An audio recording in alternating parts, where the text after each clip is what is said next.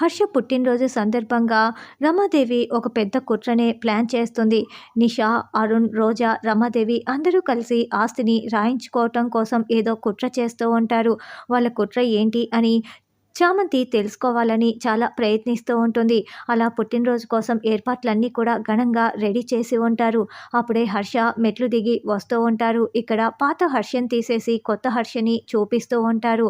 ఇక హర్ష కిందికి రాగానే నిషా ముందుగా హ్యాపీ బర్త్డే అంకుల్ అంటూ ఒక ఫ్లవర్ బొకే ఇస్తుంది.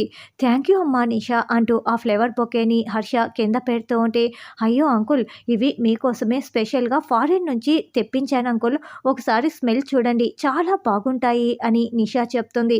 అవునా అమ్మా, సరే అంటూ హర్ష వాటిని స్మెల్ చూస్తూ ఉంటాడు. స్మెల్ చూసి చూడగానే హర్షకి తుమ్ముల మీద తుమ్ములు ఆగకుండా వస్తూ ఉంటాయి. దగ్గు కూడా వస్తూ ఉంటుంది. ఊపిరి ఆడనంతగా వస్తూ ఉండటంతో హర్ష ఇక కుప్పకూలిపోతూ ఉంటాడు. అయ్యో డాడ్, ఏమైంది అని అరుణ్ నాన్న నాన్న అంటూ ప్రేమ్ విలవిల్లాడిపోతూ ఉంటే, అయ్యో వీళ్ళేదో చేశారే అని చామంతి చాలా షాకింగ్గా టెన్షన్ పడుతూ చూస్తూ ఉంటుంది. హర్ష ఏమైంది అంటూ రమాదేవి కూడా చూస్తూ ఉంటే ఇక చంద్రిక విలవిల్లాడిపోతూ ఉంటుంది.